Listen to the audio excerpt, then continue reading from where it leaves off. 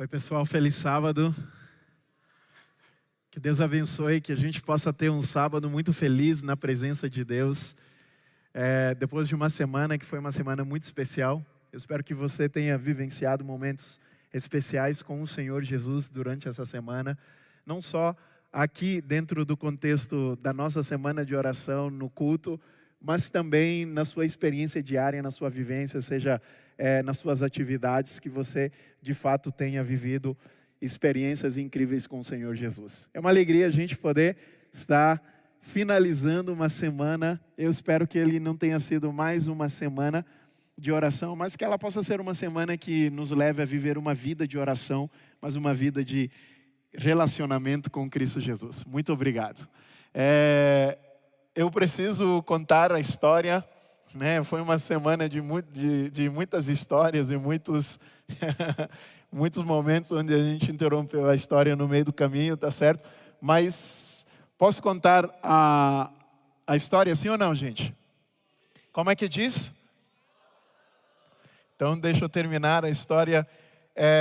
Essa é uma outra história bem dramática, né? Como eu falei para vocês, então eu saí da embaixada depois de toda aquela situação. E a gente entendeu, e o pessoal lá na embaixada entenderam que houve algum erro no processo do meu visto, mas aí eles concederam o visto de novo, então estava tudo certo. Eu ia fazer o batismo da minha mãe no ano passado, no dia 21 de dezembro de 2024, que era a data do meu aniversário. Eu faço o aniversário no dia 21 de dezembro. Então era algo muito especial. E nesse meio do caminho, a minha mãe me ligou e falou assim: Gilson, então, na verdade eu vou me batizar, mas tem mais duas tias que também decidiram se batizar. Então, na verdade, não ia ser apenas minha mãe, mas ia ser minha mãe e duas outras tias, que por intermédio de todo o processo da minha mãe estudando a Bíblia, e elas também começaram a estudar, e elas tomaram a decisão. E aí estava tudo certo para viajar, a minha passagem estava comprada para o dia 18 de dezembro, e no dia 3, então, eu saí da embaixada, tudo certo, visto, ia levar alguns dias para eles entregarem o passaporte, e aí depois de alguns dias eu recebi a notícia de que o passaporte já estava disponível para retirada. Na verdade, na semana que antecederia a viagem. Então eu viajaria na quarta-feira. Na quinta-feira à tarde eu recebo a notificação. Aí eu falei, bom, eu preciso resolver. Nesse meio tempo a gente estava vivendo um caos, porque eu morava num apartamento aqui em Curitiba, aí o apartamento foi vendido, o novo proprietário pediu o apartamento, então foi na semana que eu estava mudando, eu tinha que mudar de casa porque eu tinha literalmente uma semana para fazer a mudança. Sara estava viajando, fazendo 15 dias, ela trabalha com eventos, então eu estava sozinho. E eu tinha que fazer a mudança e aí tinha que resolver a questão de pegar o passaporte lá em São Paulo.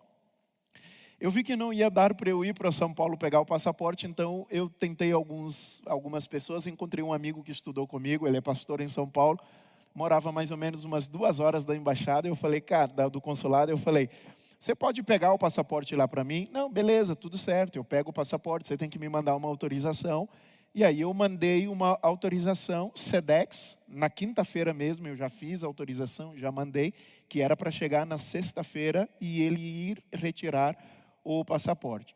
Obviamente, não chegou o SEDEX para ele na sexta-feira, então ele não foi, ele não foi pegar na sexta-feira. Eu fiquei desesperado e tal. Eu falei, não, beleza, ainda tem segunda-feira, porque aí você pega na segunda-feira. Aí eu reagendei na embaixada, você tem que fazer agendamento lá. Eu reagendei para segunda-feira. E aí, obviamente, não chegou no final de semana. E segunda, nos primeiros horas da manhã também não chegou. Eu falei, Gilson, não chegou. Eu falei, cara, era para ter chegado e tal. E eu fiquei preocupado. E aí eu lembrei que eu falei, bom, eu vou tentar fazer esse mesmo documento. E eu assinei no Gov online lá e tal. E mandei para ele. Eu falei, cara, imprime e vai e tenta lá. Vai que dá certo. Aí ele foi, tentou e deu certo. Pegou meu passaporte, né? E aí ele manda meu passaporte na segunda-feira à tarde, o meu passaporte por SEDEX 10, se não me engano. Não, SEDEX 12. Então, de capital para capital, no outro dia deveria chegar antes de meio-dia, na terça-feira antes de meio-dia. Adivinha? Não chegou, óbvio. Eu ia viajar na quarta-feira, eu tinha, o meu voo saía por volta das 19h30, então eu tinha mais ou menos até umas 18h30, 18 horas para estar no aeroporto.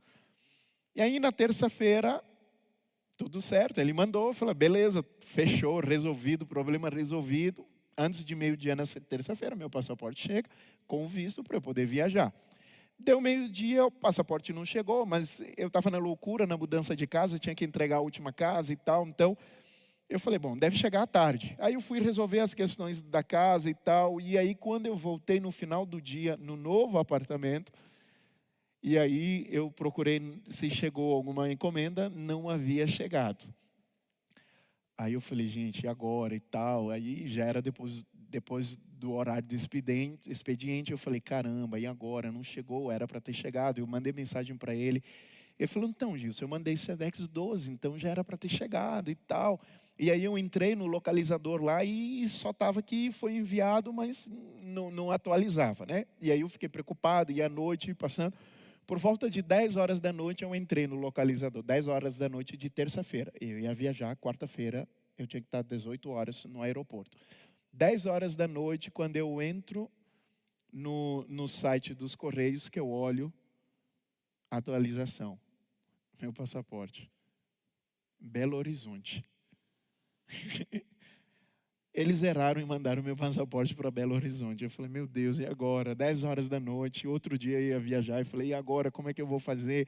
Eu tenho que viajar. E aí, Sara estava dormindo. Eu acordei Sara e falei, Sara, você não acredita? O passaporte foi parar em Belo Horizonte. Mas como é que o passaporte sai de São Paulo para vir para Curitiba, vai parar em Belo Horizonte? Como é que eles conseguiram errar? E era um Sedex 12, tipo, tinha que vir rápido, era urgente.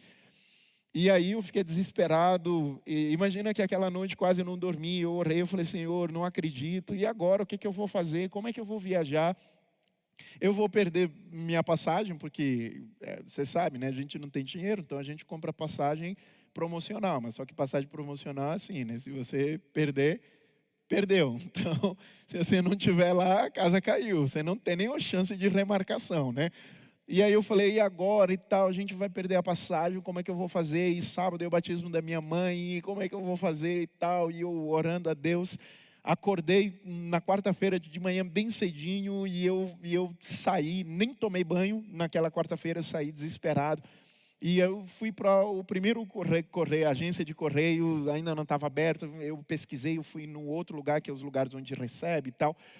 E aí eu falei, não é aqui, é lá no centro. Aí eu volto, e quando eu chego lá no centro, eu falei, então, aconteceu o seguinte, meu passaporte era para ter chegado, não chegou, ontem está em Belo Horizonte e eu quero saber do meu passaporte, porque eu viajo hoje às 18 horas, eu tenho que estar no aeroporto. E aí a mulher falou assim, então, pesquisou lá e falou, olha, possivelmente o seu passaporte já está aqui, nos Correios. Mas como é muita coisa que chega, então a gente não atualiza, até atualizar, então demora um pouquinho, porque é muita coisa que chega.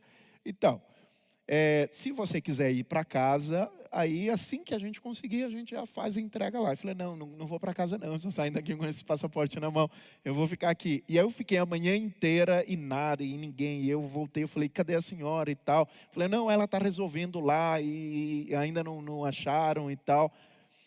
E aí eu dei uma saída de manhã, eu liguei para um amigo, e aí esse amigo, eu compartilhei com ele a situação, ele orou, eu falei, cara, estou desesperado porque agora é 1 hora da tarde, 18 horas eu tenho que estar no aeroporto meu passaporte até agora não está nas minhas mãos, né?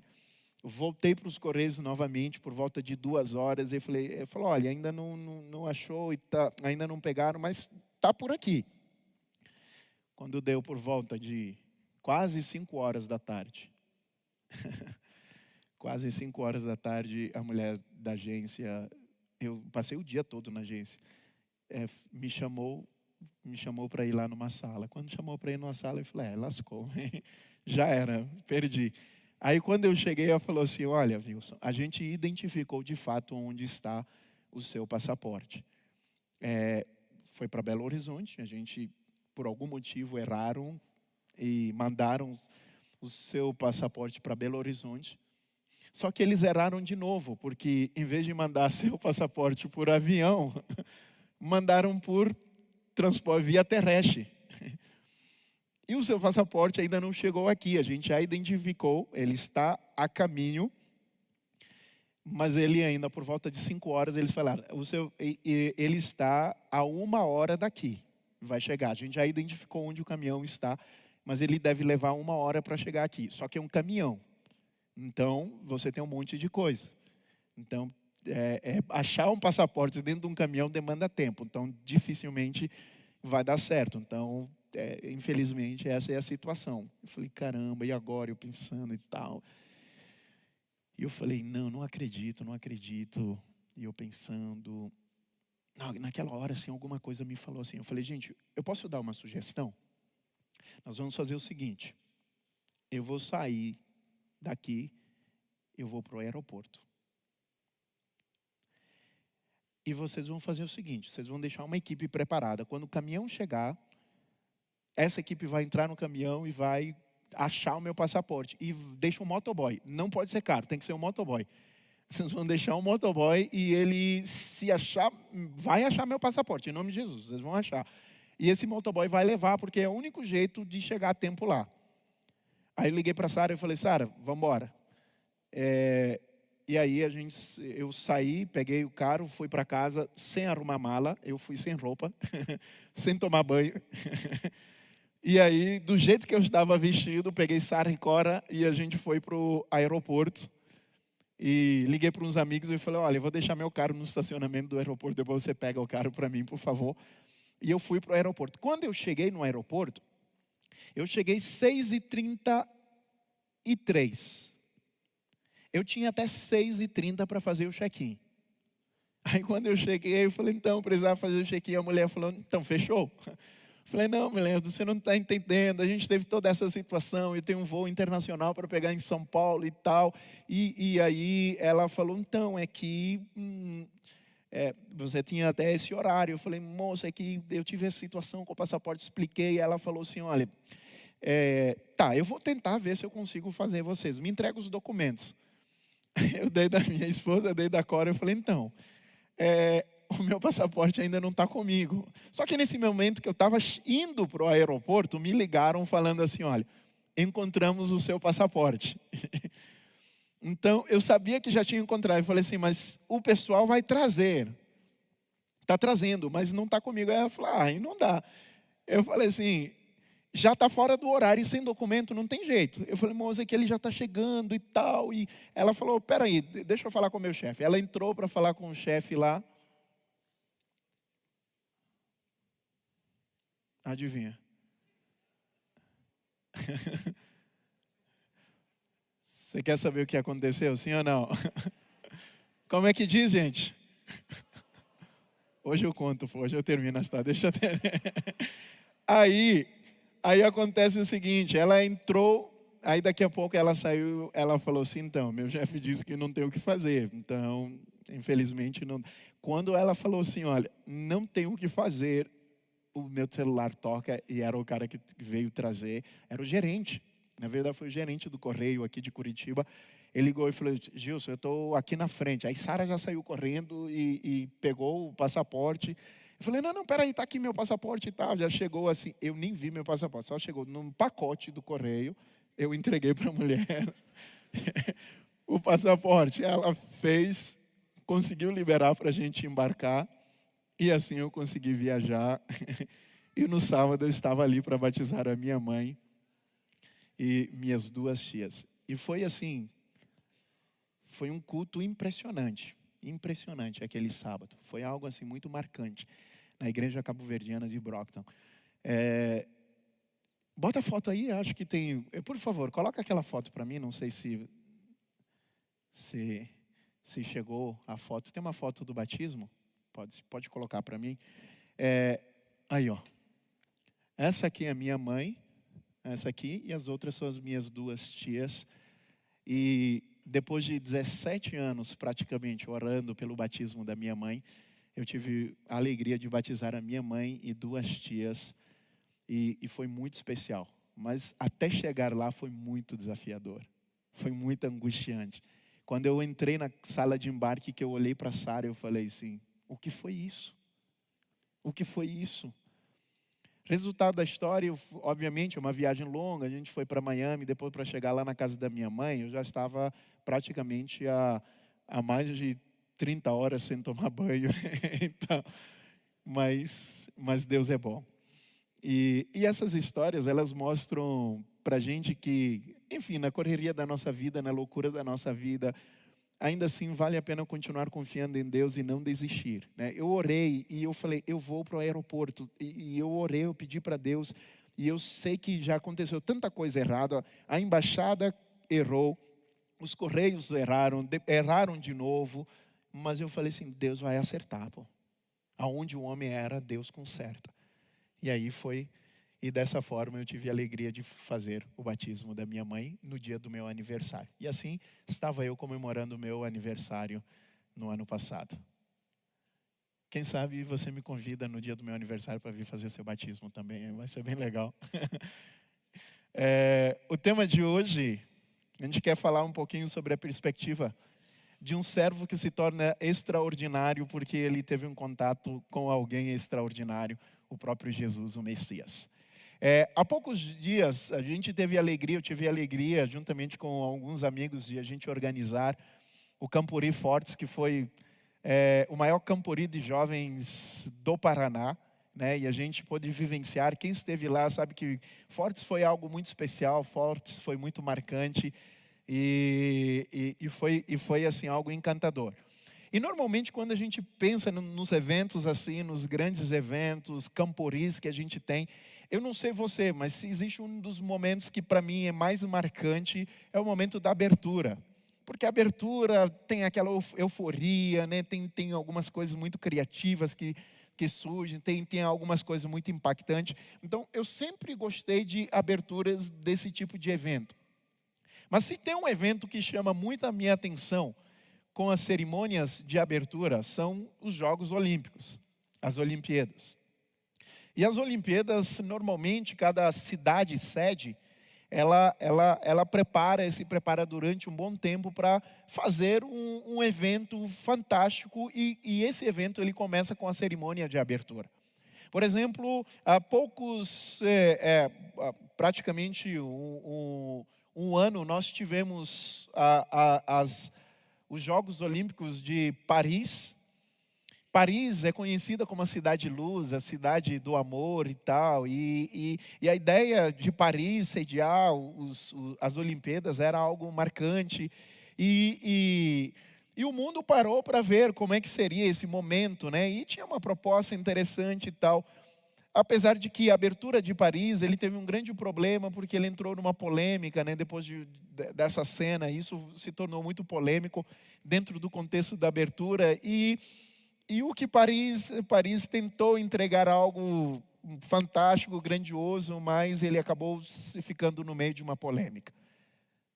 Por exemplo, em 2020, a gente teve os Jogos de Tóquio. Só que 2020, você e eu, nós sabemos que era para acontecer os Jogos Olímpicos, mas 2020 o mundo foi pego de surpresa e a gente vivenciou uma das grandes tragédias que esse mundo já enfrentou, a pandemia do coronavírus. E foi muito difícil para todos nós. Obviamente, não dava mais para realizar as Olimpíadas de Tóquio, porque como fazer um evento onde você vai reunir pessoas numa época onde você precisa ter distanciamento. Então os jogos foram adiados para 2021. Por mais que hoje é conhecido como os Jogos de Tóquio 2020, mas ele aconteceu no ano 2021. Mas no ano 2021 também a gente ainda estava numa pandemia. E aí a gente não tinha muito o que fazer. Então Tóquio tinha que inventar agora uns jogos onde você reúne pessoas de todas as nações para participar dos jogos numa época de distanciamento. Então eles tinham que usar a criatividade para que eles pudessem contornar as limitações sanitárias daquela época. E eu fiquei pensando como é que os japoneses iriam fazer a abertura. O que eles usariam e tal, como é que eles fariam a abertura dos Jogos de Tóquio. E qual foi a minha surpresa quando eles fizeram algo magnífico no céu de Tóquio. Então você percebe, no céu de Tóquio, de repente acontece uma cena fantástica. Em voo sincronizado, milhares de drones. Isso era algo inovador, começa a se tornar comum. Pode aumentar o som. Você tem os drones de forma sincronizada voando pelo céu de Tóquio. E o interessante é que em cima da arena, os japoneses montaram o planeta Terra. Isso era algo inovador, né? Tipo assim, ninguém tinha tentado fazer alguma coisa assim tão magnífico, né? E lá também eles projetaram o símbolo olímpico. E o mundo parou para ver aquela cena. Falei, cara, como é que eles conseguiram fazer isso, né? Foi necessário eles usarem muita tecnologia, foi necessário muito preparo, muita sincronia, mas muito planejamento e muita inteligência para fazer isso. E eu fiquei olhando para essa cena e pensando comigo, gente, para montar um planeta de drones no céu de Tóquio foi necessário inteligência e planejamento. Inteligência e planejamento. Tem gente por aí que fala que o planeta Terra, o planeta de verdade, não precisou nem de inteligência, nem de planejamento. Você entende? Isso, inteligência, planejamento. Planeta de verdade, acaso. Mas enfim, cada um acredita na perspectiva que quiser. Mas o que eu queria mesmo mostrar para vocês é a maior abertura das Olimpíadas que já houve, foi as Olimpíadas de Pequim, no ano de 2008. Alguns de vocês nem tinham nascido. Mas em 2008, a China queria mostrar para o mundo inteiro quem era a China. E China deu um show de arte, de sincronia, de beleza, de tecnologia. Em 2008, o mundo parou para ver a China. E a China queria mostrar para o mundo inteiro quem era a China. E a abertura dos Jogos de Pequim foi algo fenomenal. Talvez um dos momentos marcantes é o momento do acendimento da pira olímpica, mas o momento mais marcante dos Jogos da China de Pequim é quando entra essa menina cantando. Uma menina angelical. Ela entra com uma voz angelical, ela começa cantando. E o mundo para ouvir aquela menina. Milhares de pessoas que estavam conectados nas televisões assistiram. O mundo parou. É como se o mundo silenciasse para ouvir a voz angelical daquela criança. E foi algo assim fora de série. Fora de série. Até que no outro dia a China foi desmascarada. Porque de fato, aquela menina era angelical. Com uma simpatia como ninguém. E a sua voz angelical.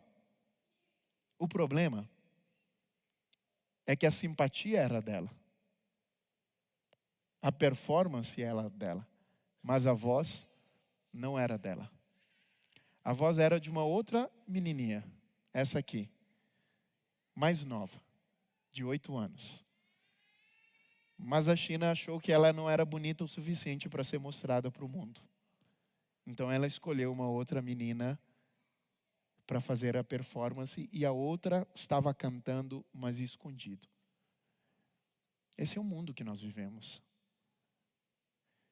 Eu falei assim, é muita maldade você olhar para uma criança dessa e você falar assim, olha, você é muito talentosa, sua voz é muito linda, mas você não é bonita o suficiente para o mundo ver você. Esse é o mundo que nós vivemos. Um mundo permeado pelo mal, onde a gente vê cenas cruéis acontecendo o tempo todo. Não se engane com as circunstâncias do mundo que nós estamos vivendo. Esses dias, no ano passado, eu fiquei chocado com essa história, porque esse pai, ele olhou para o seu filho e ele falou, filho, é uma criança, gente, de 8 anos. Ele falou, filho, você está muito gordo. Você precisa fazer exercícios físicos. E ele obrigou o seu filho a correr numa esteira. E ele obriga ele Ele força ele morde a cabeça do filho. Obviamente era uma pessoa que estava descontrolada. E aquela criança que era para ser protegido pelo seu pai, agora o pai está mandando, ele tem que fazer, ele tenta subir na esteira, ele cai várias vezes. Ele se machuca, obviamente, mas é o pai dele. E o pai está falando, você tem que fazer, e ele vai tentando, e ele vai caindo e se machucando várias vezes. No outro dia a criança se sente mal. É levado para o hospital. E ele morre lá no hospital. O pai dele deveria proteger ele. Deveria cuidar dele. Mas é isso. Infelizmente, essas são as circunstâncias no mundo que nós estamos. Violência se tornou muito comum. Guerras. Pessoas tendo que sair das suas casas. E eu já falei para vocês, o planeta Terra é zona de guerra. Eu e você, nós estamos em zona de guerra. E zona de guerra, assim como Ucrânia, as pessoas querem sair de zona de guerra. As pessoas não querem ficar lá, por quê? Porque você pode perder a sua vida. O planeta Terra é zona de guerra, não se acostume com este mundo. Você precisa sair urgente. Eu e você, nós precisamos sair daqui o mais urgente possível. Aqui não existe justiça. Aqui não existe bondade. Esse mundo é permeado pelo mal. A Bíblia diz, o mundo jaz no maligno. Violência, cenas de tragédia, cenas de injustiça, cenas de ódio, intolerância. O tempo todo. E você não pode continuar ficando insensível a essa cena. Eu sei que eu e você não somos bombardeados por tantas coisas que nos deixam insensíveis às vezes. Mas este mundo é um mundo mau. Eu e você precisamos sair daqui urgente. Mas quando eu olho para a palavra de Deus, meu coração conforta porque a palavra de Deus me diz assim, olha, todavia, de acordo com a sua promessa, esperamos os novos céus e uma nova terra onde habita a justiça. Eu e você, nós temos uma esperança de viver no novo céu, uma nova terra. Uma terra onde habita a justiça, porque este mundo não tem justiça. E dentro dessa perspectiva da volta de Jesus, de um novo céu, uma nova terra, olhando, e a Bíblia por várias vezes nos fala sobre isso. A Bíblia tem 3.575 promessas.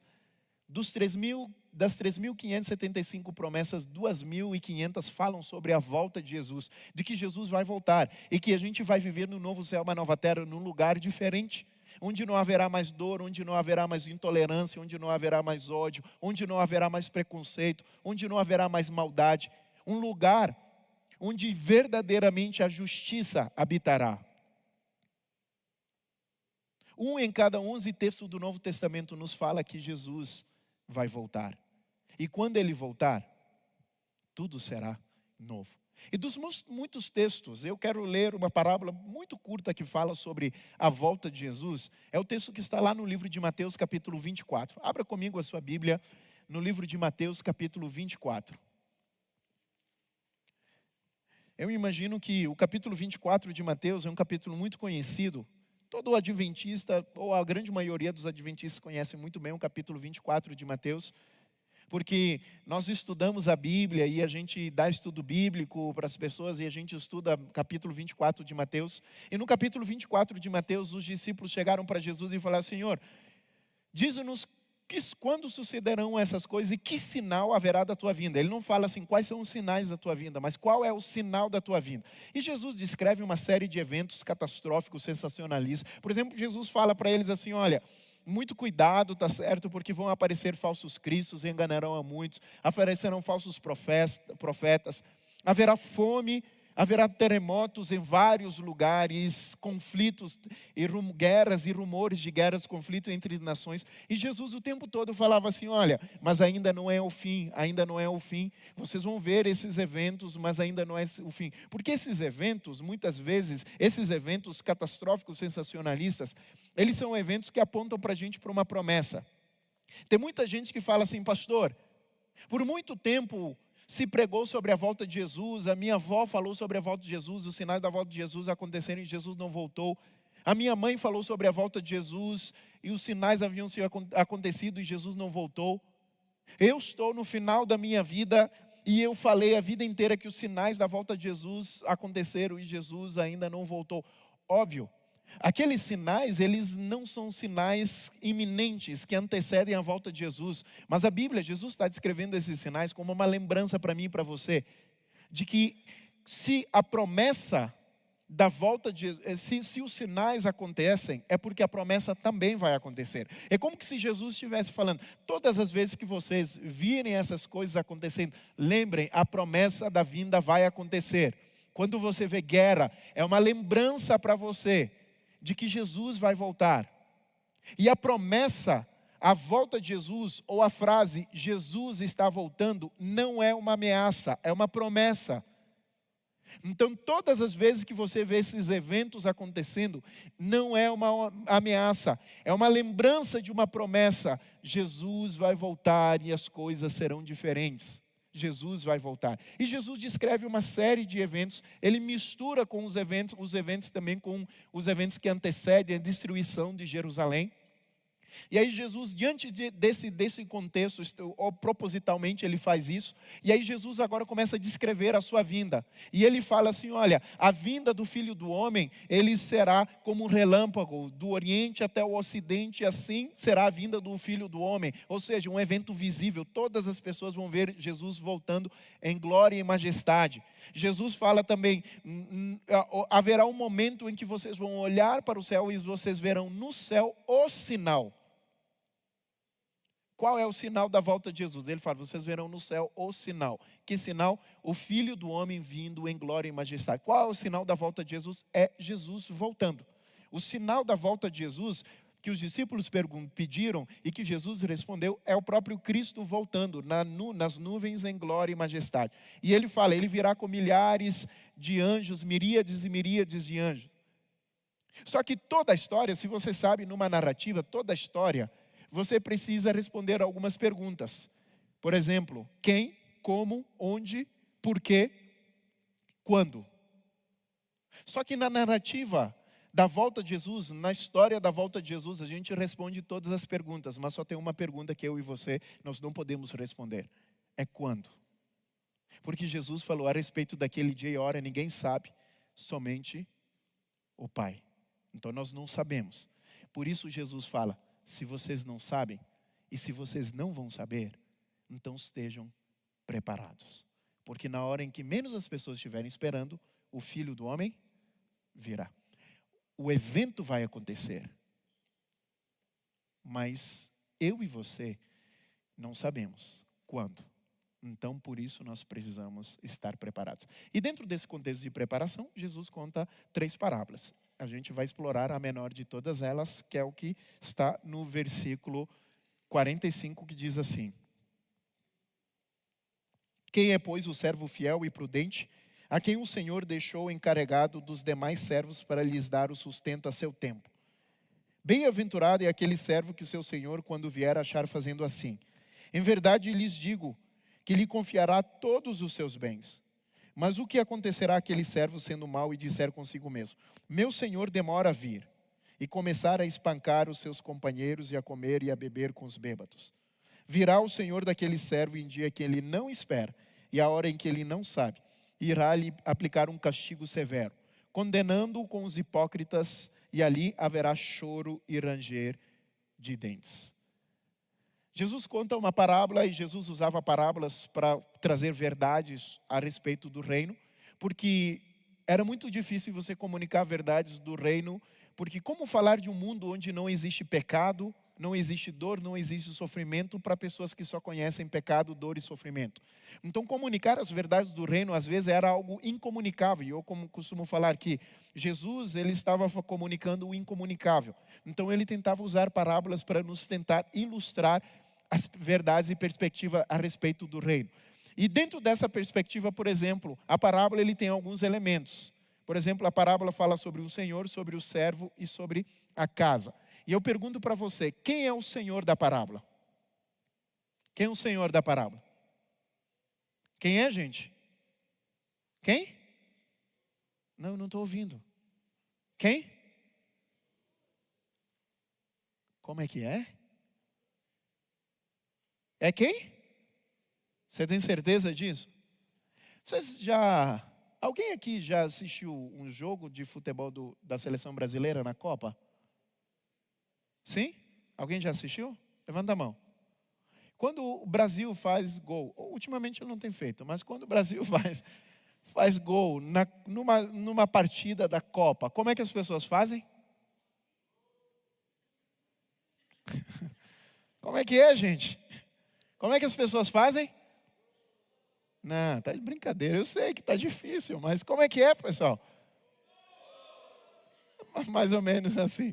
Mas é mais ou menos assim. Você passar perto de um estádio aí, você passar e está acontecendo um jogo e acontece um gol e a multidão vibra, tá certo? Aí você vem na igreja, aí a gente vai falar o nome mais importante do universo. A gente vai falar o nome mais poderoso do universo. E aí, como é que a gente fala o nome de Jesus na igreja? Ah, entendi. Então deixa eu fazer a pergunta de novo. Quem é o Senhor? Ah, pô, é isso aí. E quem é o servo? Quem são os servos? E a casa? Não, pô, tem um spoiler na tela aí, pô. Tem um easter egg aí, pô. Quem é a casa? É o planeta Terra, tá certo? Então, basicamente, a parábola está falando sobre Jesus, sobre os servos que representam a igreja, aqueles que aguardam a volta de Jesus, dentro do contexto do planeta Terra. E a parábola, ele faz uma diferença entre os dois. Por exemplo, a parábola fala sobre o servo fiel. E o servo fiel, ele tem algumas características, rapidamente. Por exemplo, o servo fiel, ele entendeu quem era Deus. Ele entendeu que Deus era Deus e ele era o servo. Nós vivemos hoje numa época onde as pessoas não entendem quem é Deus. Numa época onde nós começamos a endeusar a humanidade. Nós vivemos numa época humanista que fala assim, cara, tira Deus de centro e coloca o ser humano. Mas entenda uma coisa, Deus é Deus, você é servo. Você não é o Senhor. Só existe um Senhor e Ele é Deus. Todos os demais, as criaturas, são servos. Todos os demais. Ele é o Senhor. Você não é dono de você. Você não é dono da sua vida. Deus é. Nós vivemos numa época que fala assim, eu faço o que eu quiser, a vida é minha, as regras são minhas. Você tem livre-arbítrio. Mas as regras não são suas. E a vida também não é sua. Aquele servo, ele entendeu que ele era o servo. E que Deus era o Senhor. Mas ele entendeu uma coisa também muito importante. E a Bíblia diz, Jesus diz, Macários, feliz é aquele servo. Ele entendeu que nós somos mais felizes quando nós obedecemos. E essa é uma verdade. Então deixa eu falar 2 mentiras que as pessoas hoje contam pra gente. Primeira mentira. De que você está no controle. Você não está. Essa é a primeira mentira. A vida é sua, você faz o que você... Essa é a primeira mentira que Satanás fala para você. Você está no controle. Você não está no controle. E sabe qual é a segunda mentira? É que você é infeliz quando você obedece à palavra de Deus e você segue a palavra de Deus. Essa é uma segunda mentira. E para complementar o que eu estou falando, porque você vai falar, mas você é pastor e tal, obviamente você vai falar sobre isso. Eu vou trazer uma pessoa que não tem nada a ver com religião. E olha o que ela fala para mim e para você. Nós somos a geração mais livre, empoderada, sem tabu e com a maior tecnologia dos últimos tempos. Mas a verdade é que nós também somos a maior geração sem compromisso com a família. A geração amante do divórcio. Nós somos a geração que tem carro na porta, cardápios temos na mão. Drogas e bebidas nós temos à vontade. E sexo, arrasta pro lado. Mas a maior verdade de todos os tempos é que nós somos a maior geração depressiva, ansiosa e suicida dos últimos tempos. Nós fomos enganados. Não existe felicidade onde não existe regra e princípios. Uau. Quem está falando é uma mulher. É uma mulher negra, da periferia, membro da comunidade LGBTQIAPN+. Não é um pastor que está falando. E ela diz assim, não existe felicidade longe de regras e princípios. A humanidade nunca se viu uma humanidade tão infeliz como os nossos dias. Sabe por quê? Porque a gente está falando assim, olha, o ser humano é o seu Deus. Tira Deus de cena. Regras e princípios, tira fora. Entenda, a humanidade vai continuando sendo mais infeliz à medida que ela vai se distanciando da palavra de Deus. Nós somos felizes quando nós obedecemos e nós somos fiéis a Deus. Sabe por quê? Porque aquilo que Deus pede para você é porque Deus quer fazer você feliz. Não tenha dúvida disso. Tudo que Deus pede para você é Deus querendo fazer você ser uma pessoa feliz. Esse é o objetivo de Deus. Ele quer que você possa viver a felicidade plena. Afinal de contas, Ele promete que um dia Ele coroará as nossas cabeças com alegria eterna. Ele entendeu que valeria a pena ser fiel. Então, seja fiel ao Senhor. O servo mau, rapidamente, diz a palavra de Deus que ele perdeu de vista o Senhor. Ele olhou, ele falou assim, Jesus, o Senhor não vai voltar, Ele está demorando, então Ele não vai voltar. Ele perdeu de vista. Ele esqueceu a promessa. E a Bíblia diz que haverão momentos onde que aparecerão escarnecedores, vivendo as suas próprias concupiscências, amantes de si mesmo, que vão chegar e vão olhar e vão começar a escarnecer e começar a zombar. Falar, cadê a promessa da vinda? Que história é essa de que Jesus vai voltar, que Deus vai voltar? Essa promessa, ela não existe. Como assim Jesus vai voltar? Desde que os meus avós morreram, falavam sobre a volta de Jesus. Jesus não vai voltar. Aparecerão muitos escarnecedores, vivendo a vida ao seu bel prazer e deixam de lado a promessa, esquecem da promessa. Eles esquecem a promessa. Eles perdem de vista o Salvador. O servo mau também diz a palavra de Deus que ele se colocou no lugar do Senhor pelos prazeres deste mundo. Ele tirou Deus de cena e falou assim, aproveite o prazer que a vida te dá. Fazer isso, usar drogas te dá prazer? Aproveite.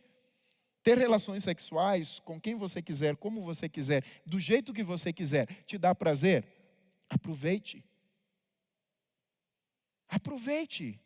Cultura hedonista, falando para mim e para você, aproveite os prazeres, não importa as consequências morais disso. Porque afinal de contas, nada é imoral. Tudo é lícito. Tudo é lícito. Então a gente se coloca no lugar do Senhor. E o planeta Terra é nosso. Vamos fazer o que a gente quiser. Mas a Bíblia fala que não funciona assim. Quando eu olho para a palavra de Deus e diz assim que o dia Ele vai chegar. Jesus vai voltar. A promessa vai ser cumprida. Alguns vão escarnecer, vão falar, olha, Ele não vem, mas Ele virá. No dia e a hora que nós não sabemos, mas Ele virá. E no dia da volta de Jesus, para alguns será um dia de muita alegria, mas para outros será um dia de tristeza. Aqueles que decidiram aguardar a volta de Jesus, a Bíblia diz assim, eu e você, nós devemos viver uma vida santa e piedosa. Não porque somos perfeitos, nós não somos, mas nós buscamos ao Senhor. Nós temos em mente a promessa da vida. E nós entendemos que em meio ao mundo que nós estamos vivendo, Jesus é melhor. Jesus é melhor. Essa é Rhea Miller. Eu não sei quantos conhecem essa mulher. A história dessa mulher, conhecer não. Mas Rhea, ela chegou, o pai dela era um alcoólatra compulsivo e a vida dela e da família era um inferno por causa das circunstâncias da sua família. Mas até que um dia o pai foi alcançado pela palavra de Deus. E o pai dela ouviu falar de Jesus. Alguém pregou sobre Jesus para o pai. E o pai aceitou ao Senhor Jesus e entregou a vida a Jesus. E o pai agora abandonou as bebidas alcoólicas. E foi para a igreja. Agora o pai que vinha para casa todas as noites embriagados, que vinha para casa todas as noites alcoolizado, Agora esse pai chega em casa todas as noites depois do culto contando as maravilhas. E Réia, um dia, enquanto criança, ela estava num culto enquanto o seu pai subiu para contar o seu testemunho. E ela estava ouvindo o pai, e o pai estava contando o testemunho, e uma frase marcou ela, porque o pai dela falou assim: olha, eu prefiro 1000 vezes Jesus do que este mundo. E ela compôs um poema. E esse poema se tornou um hino que nós cantamos. E é esse hino. Eu queria que você cantasse esse hino comigo aí.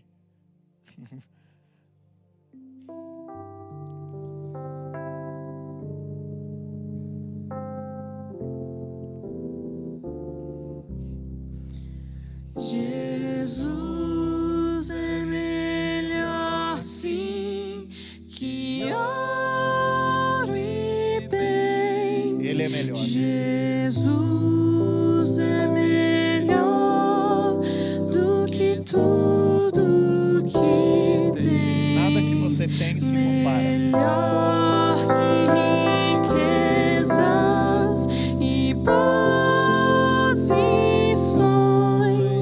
Melhor, muito mais do que milhões. Pode ser um rei com poder nas mãos, mas do mal escravo, sim.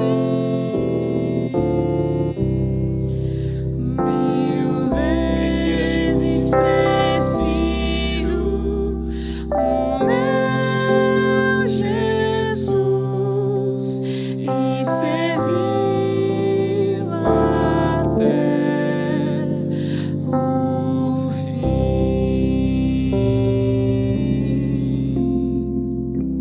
Esse foi o poema que Réia escreveu depois de ouvir o testemunho do pai dela. Eu prefiro Jesus e eu vou servi-lo até o fim, porque Jesus sempre será melhor. Nada nesse mundo pode se comparar a Jesus. Nada. Ele sempre será o melhor. E a última coisa que o servo não estava esperando é que ele não esperava o Senhor. Ele esqueceu e não estava esperando a volta do Senhor Jesus. Quando Jesus conta as 3 parábolas, ele fala assim: olha, por isso estejam apercebidos, preparados, porque na hora em que vocês menos cuidarem, o Filho do Homem virá. Apercebido é diferente de uma palavra percebido. Percebido é você saber que algo vai acontecer. Estar apercebido é você se preparar para uma coisa que você sabe que vai acontecer. Aquele servo, ele não esperava o Senhor. Ele era um servo mau, ele não esperava a volta de Jesus. Mas se você está aqui hoje, nessa noite, é porque você aguarda a volta de Jesus. No ano 1915, nós temos uma das cenas mais dramáticas na cena de expedição. Você tem praticamente 20 homens que saem da Inglaterra para o Polo Sul, onde eles iam fazer uma expedição, atravessar o Polo Sul. E aqueles 28 homens, no dia 5 de novembro de 1915, eles saem. Juntamente com eles, eles levam 68 cachorros, cães trenós, 2 porcos, e eles saem a bordo do navio Endurance. E aí, quando eles chegam no Polo Sul, de repente eles se enfrentam, onde o navio Endurance bate no gelo e de alguma forma ele é cercado pelo gelo e ele fica preso no gelo. Obviamente aqueles homens, eles imaginavam que algo semelhante poderia acontecer. Então eles saíram do navio e começaram a brincar, aguardando alguns dias passar para que eles pudessem voltar para o navio e voltar e continuar a expedição. Só que os dias foram passando Os dias foram passando. Os dias se tornaram semanas. E aí daqui a pouco eles começaram a ouvir o navio Endurance começando a fazer barulhos, como se o gelo estivesse pressionando o navio. E aí aqueles homens, eles perceberam que de alguma forma aquele navio poderia naufragar, poderia ser rasgado pela movimentação do gelo. Então eles começaram a tirar algumas coisas necessárias, eles montaram um acampamento, mas tiraram os suplementos, as coisas necessárias. E obviamente o navio Endurance foi quebrado e ele acabou naufragando. E essas são fotos reais do navio naufragado. E agora aqueles homens que estavam naquele gelo, num frio terrível que chegava até quase 30 graus negativos, eles estavam agora acampados naquele lugar e eles precisavam encontrar uma forma de sair daquele lugar. Então eles pegaram os botes que eles tiraram para de alguma forma, eles entenderam que eles precisavam ir para o mar e ficar à deriva e alguém encontrar eles, porque não tinha comunicação naquela época. Então aqueles homens, eles pegaram aqueles botes que pesavam aproximadamente, cada um em torno de 1 tonelada e pouco, quase 2 toneladas. Eles começaram a fazer um trajeto, porque onde eles estavam, eles não tinham oceano e o gelo não descongelava. Então eles começaram a fazer um trajeto. Depois de 2 semanas, eles haviam andado apenas 5 quilômetros. E aí eles novamente montaram outro acampamento e tentaram esperar o gelo derreter, o clima de repente mudar. Os dias foram passando. Agora aquelas semanas eram meses. E os meses chegaram próximo a 1 ano. Eles haviam comido todos os mantimentos e agora eles só tinham os cachorros. E eles comeram todos aqueles cachorros para sobreviver. E aí, depois, um dos homens relatando, ele falou assim, ele usou uma expressão de linguagem, eu preferia matar um homem do que matar um daqueles cachorros. Eram cachorros que pessoas que faziam expedição levavam.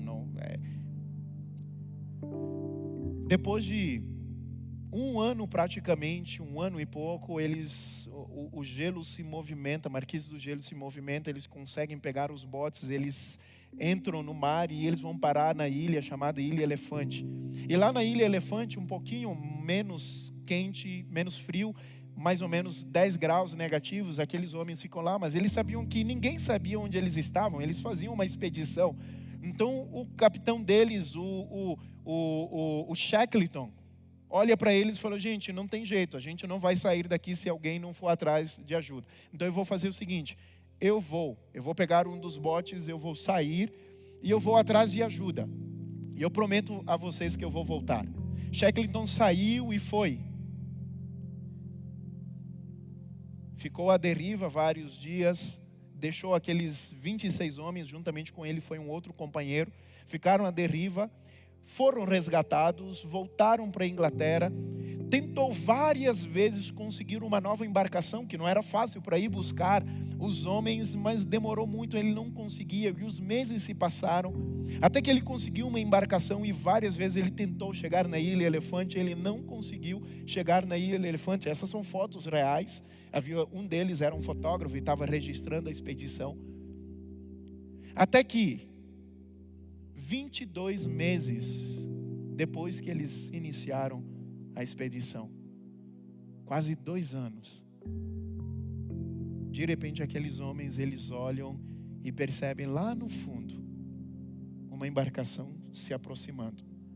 E eu fico imaginando, a foto tenta mostrar esse momento, eles começaram a levantar as mãos, acenando, e eles começaram a ficar felizes, porque quando eles viram aquele barquinho se aproximando, eles sabiam que a redenção deles também se aproximava, eles estavam salvos, e eles começam a se abraçar, e de repente do outro lado, naquela embarcação está Shackleton e o o outro que estava na expedição também, e Shackleton olha e começa a contar as silhuetas, assim, ele começa 21, 22, 26, e ele se abraça, e fala, estão todos vivos, estão todos aqui.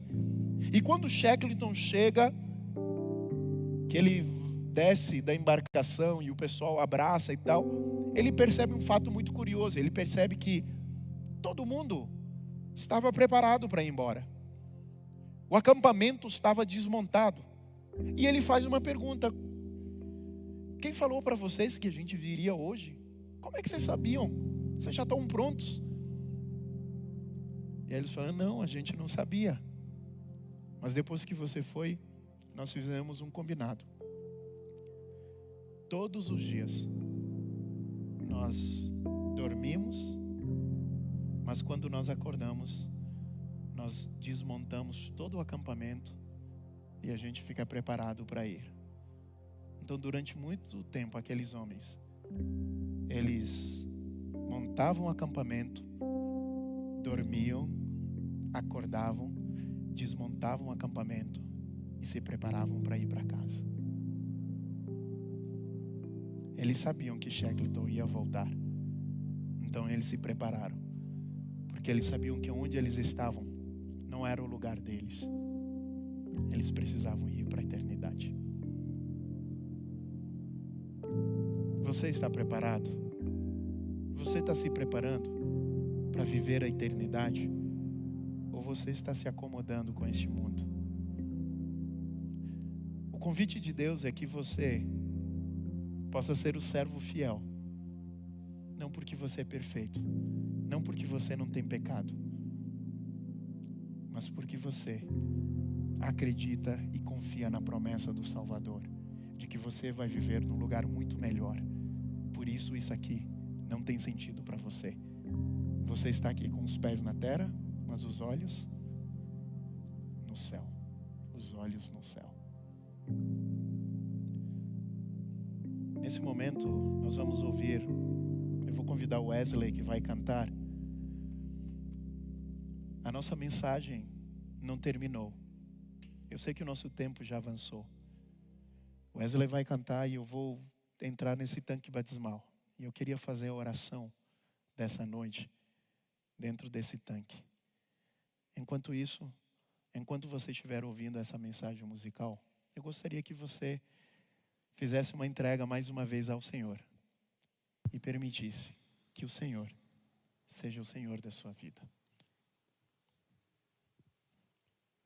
Entrega teu caminho ao Senhor, confia nele e o mais Ele fará. Ouve aí.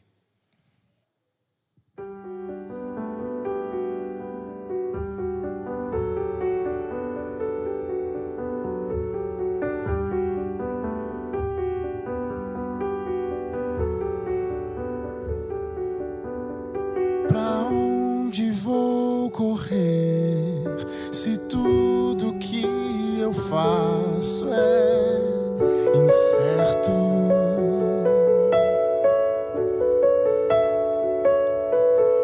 Sem ver um palmo à frente, é difícil me sentir seguro.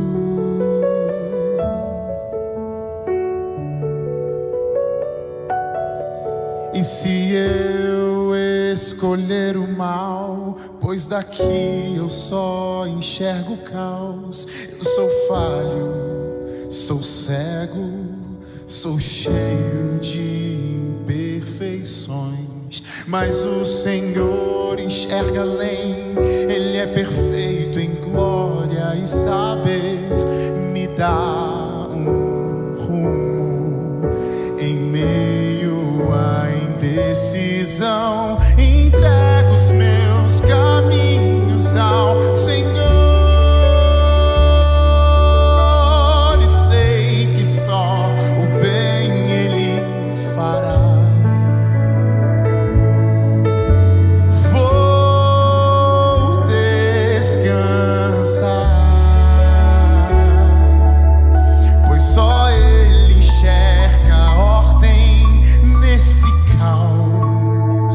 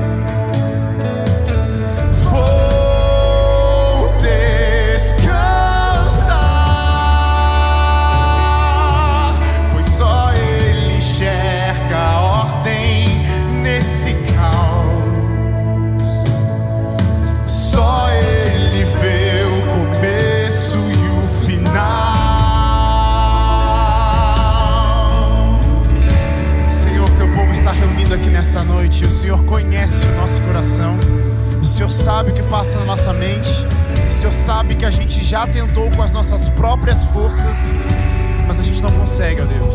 É por isso que a gente quer olhar para o alto, com a certeza que é de lá que virá o nosso socorro. É por isso que hoje, nesse momento, queremos fazer a única coisa que podemos fazer, Senhor.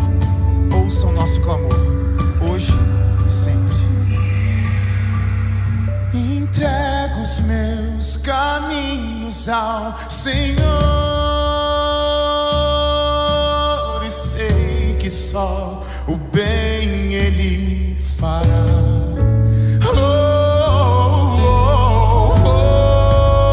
Vou descansar, pois só Ele enxerga a ordem nesse caos. Só Ele vê o começo e o final. Vou confiar, vou confiar.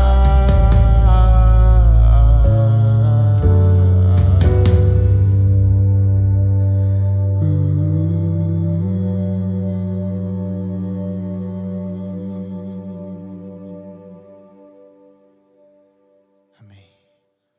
O amor de Cristo Jesus é como muita coisa que a gente não consegue explicar. Por exemplo, eu acredito que ela está assistindo aqui agora, minha esposa. Eu poderia passar a noite inteira falando para vocês como minha esposa tem uma qualidade muito boa. Ela cozinha muito bem. Eu poderia falar de vários petiscos, pratos que ela prepara, mas vocês iam ficar me olhando, eu falando com a saliva na boca, e vocês assim, tá, a gente não sabe o que é isso, porque a gente não provou nenhuma comida, nenhum prato da sua esposa. O amor de Cristo Jesus é parecido com isso. A gente pode vir aqui, vocês vieram, né? Eu estou chegando agora. Vocês vieram a semana toda, ouvir a mensagem e a voz de Deus. Outras semanas virão, outros momentos teremos. Mas se você apenas sentar e ouvir, nada vai fazer sentido, porque o amor de Deus é para ser vivido. O amor de Deus liberta, cura, não dá para entender, mas a gente só aceita. Ouça a canção, para se lembrar que o amor de Deus está aqui. E Ele quer sair daqui com você, para te acompanhar por todos os dias da sua vida. Ouve aí.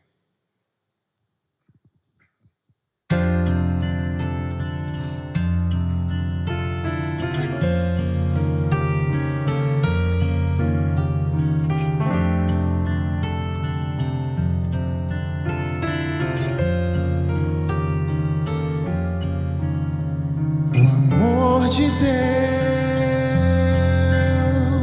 é como o sol, se renova a cada manhã. É como fonte a jorrar, a inundar terras secas da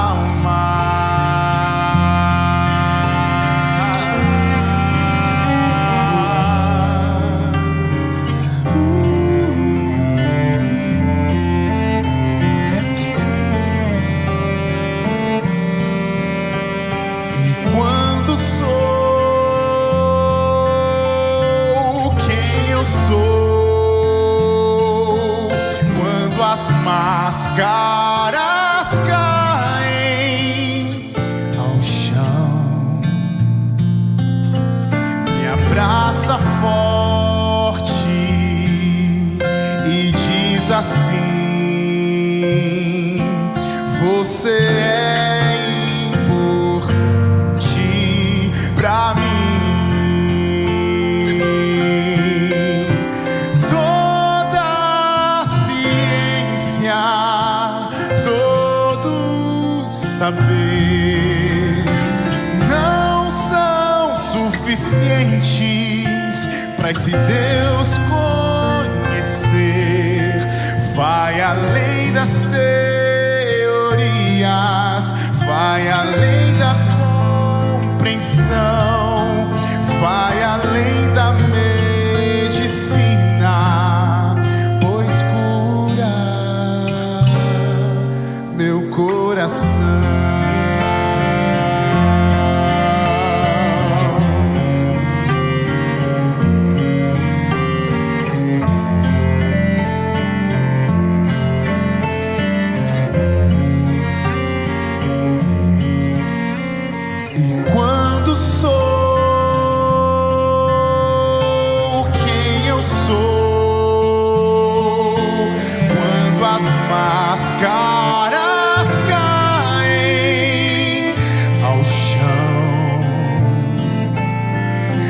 abraça forte e diz assim: você é importante pra mim. Toda a ciência, todo saber não são suficientes pra esse Deus conhecer. Vai além das teorias, vai além da compreensão, vai além da medicina, pois cura meu coração. Toda a ciência, todo saber não são suficientes para esse Deus conhecer. Vai além das teorias, vai além da compreensão, vai além da medicina, pois cura meu coração. Se você souber cantar essa parte, canta comigo, assim ó. Eu te amo, ó Deus, ergo meu louvor, minha alma vem te adorar, Senhor. Aceita, pois, este meu louvor como gratidão por teu grande amor. Mais uma vez, eu te amo, ó Deus.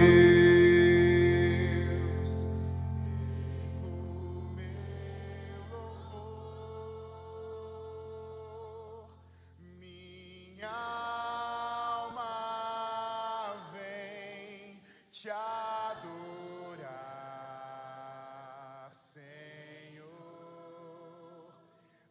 Aceita, pois, este meu louvor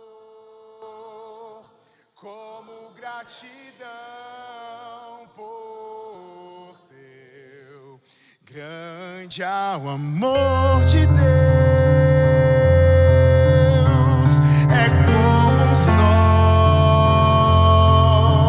se renova a cada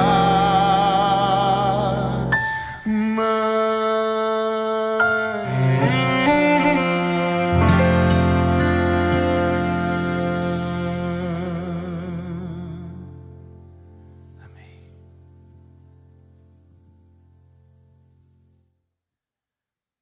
Deus seja louvado. É muito especial a gente poder estar aqui neste momento. Eu estou aqui com o Pedro, que está junto com o outro Pedro, Mateus, mas tem algum Lucas e um João por aí também. Pedro, que bom que você está aqui neste momento. Que bom. Esse é o melhor lugar para a gente começar. É o melhor lugar. Eu gostaria de convidar a galera do pequeno grupo do Ricardinho. É isso aí, né? Essa é a galera aí que, através do pequeno grupo, se conectaram com Pedro. E a partir daí ele foi se aprofundando na caminhada, na experiência com Cristo, até chegar a esse momento, vivendo várias experiências de amizade, de companheirismo, de estudo da palavra. E ele hoje toma a melhor de todas as decisões que ele poderia tomar. Falar para o mundo inteiro que Jesus é melhor. Que Jesus é melhor. Pedro, Você queria falar uma coisa pra galera aí? Fala pra gente. Oi, galera, tudo bem? Queria agradecer a todo mundo que está aqui, de verdade. E, bom, o mais louco é que eu não queria me batizar hoje. Eu tive essa dúvida, eu passei a semana inteira bem, querendo, me batizar, tendo certeza, e hoje, justo hoje, eu fiquei com muita dúvida. Será que realmente é isso? Será que eu devo fazer isso? Mas, através dos meus amigos, eles me ajudaram, eu orando a Deus, principalmente, Deus me ajudando nesse momento. O que eu queria dizer é que eu pensei em deixar esse momento especial de lado, tentei, de verdade, hoje eu estava tão na dúvida que eu falei, não, vou deixar até meu futuro chamado de lado aí. E eu digo hoje, caso alguém tenha o chamado guardado na geladeira, ou não tenha tomado essa decisão ainda, como eu tomei hoje, eu convido a vir aqui na frente, ou quem está em casa, levanta a mão, algo do tipo, porque como Deus me chamou, também te chama. E o tempo é curto e precisamos salvar vidas, principalmente isso. E é através dos improváveis que a gente acaba tendo um grande avivamento. Se você se sente improvável, saiba que é através de você que você pode mudar o seu bairro, sua cidade, seu estado.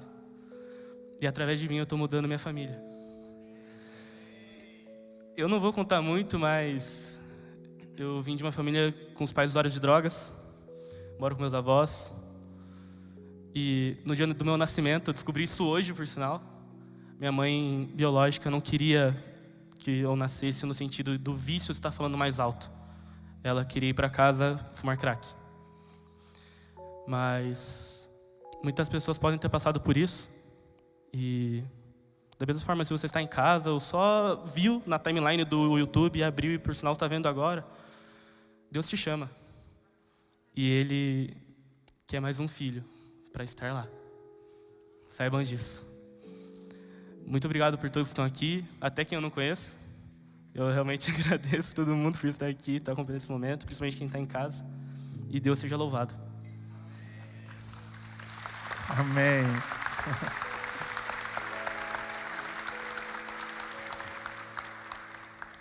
Eu acho que eu não preciso falar mais nada. Você entendeu muito bem o convite. Esse não foi um convite de Pedro, foi o convite do Senhor. Se alguém ainda não tomou a melhor de todas as decisões, não tenha dúvidas. Jesus é melhor. E esse é o melhor lugar para você começar. Preparado, Pedro? Você aceita Jesus como seu único e suficiente Salvador pessoal? Sempre. Sempre vou aceitar. A partir do momento que Ele me tocou, eu falei, é aqui que é minha casa. É aqui é meu lugar e eu não tenho outra escolha. Amém. E você deseja se tornar membro da Igreja Adventista do Sétimo Dia e guardar os ensinamentos da Palavra de Deus, mesmo sabendo que você não é perfeito. Às vezes você vai cair, mas você vai continuar levantando e buscando servir ao Senhor? Sim. Sempre. E é de livre e espontânea vontade que hoje você entra nesse tanque batismal. E é seu desejo ser batizado por imersão, para que também você possa declarar para o mundo inteiro que você escolhe a Jesus? Sim, e eu espero que através de mim alguém tome essa decisão hoje também. Porque através do batizado da Letícia, eu tomei essa decisão. E, gente, é a chance. É a chance de alguém aí, não sei, é a chance de alguém que está em casa. Só saiba que, como me falaram, o pastor Gilson, o pastor Thiago, todos meus amigos falaram, é só o início.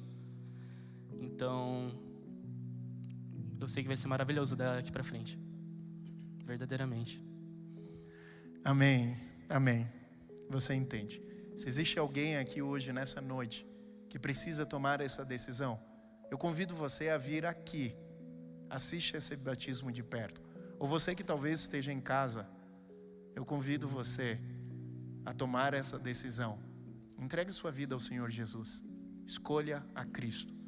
Se for por causa de um batismo, que seja por causa de um batismo, mas que você entre na água e falando para o mundo inteiro que você escolheu ao Senhor Jesus.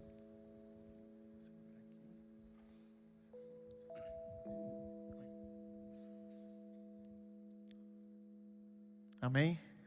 Vamos dar uma salva de palmas aí. O convite era para você. Deus seja louvado. Deus seja louvado. Se houver mais alguém, esse é o convite. Esse é o convite para você. Às vezes, a distância de você sair do seu banco significa a distância de você ir até o céu. Amém? Deus seja louvado. Que bom que você veio. Que bom que você veio. Amém. É isso aí. Um Deus que morreu de braços abertos não combina com humanos de braços cruzados. Abra os braços e se entregue para o Senhor Jesus. Pedro, me sinto muito honrado de poder celebrar esse momento. Cada batismo é um testemunho poderoso de Jesus Cristo. E eu gosto muito de fazer batismos. Hoje em dia eu gosto muito mais, sabe por quê? Porque o seu batismo influencia muitas vidas, como alguns que vieram. Mas tem uma vida que mexe muito comigo, que é a minha filha. Todas as vezes que eu entro num tanque batismal com alguém, ela vai na frente e fala: pai, eu também um dia quero ser batizado. Esse é o poder do testemunho de um batismo. Outras pessoas olham e falam: eu também quero entregar minha vida ao Senhor Jesus. Então, parabéns. Amigo, você hoje escolhe o melhor.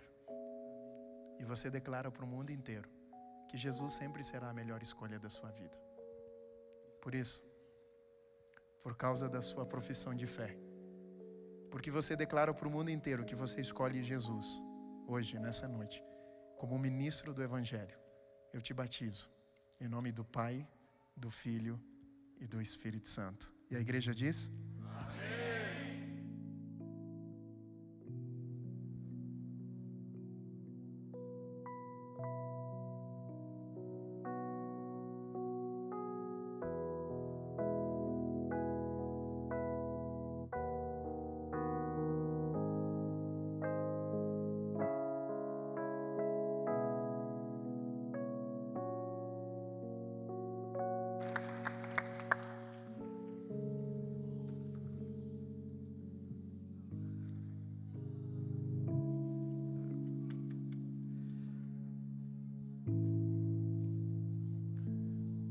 Deus seja louvado, Pedro.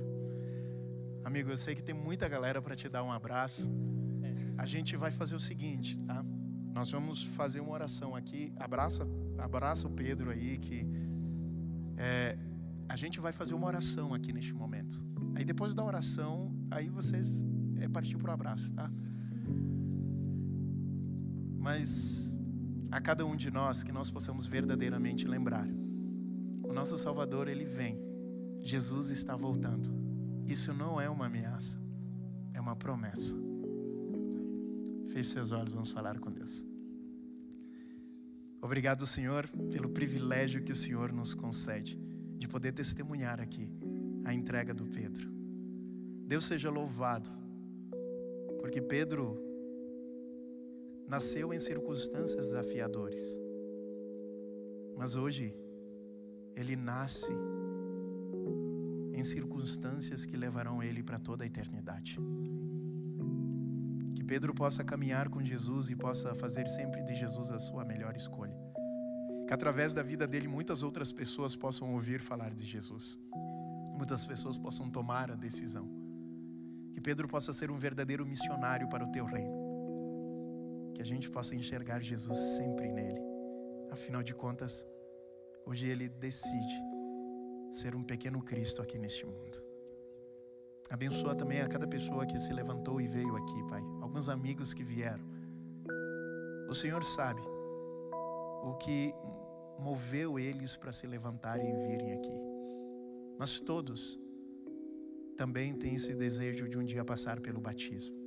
Que muito em breve a gente possa testemunhar a decisão de cada um deles, Pai. Abençoa a cada um de nós e que a gente possa continuar servindo ao Senhor, mas que a gente possa continuar vivendo aqui neste mundo, com os pés na terra, mas os olhos no céu. Nós oramos e finalizamos essa prece. E ela vai carimbada em nome de Jesus. Amém. Que Deus abençoe a você. Uma boa noite e até amanhã. Vai lá, abraça os amigos aí.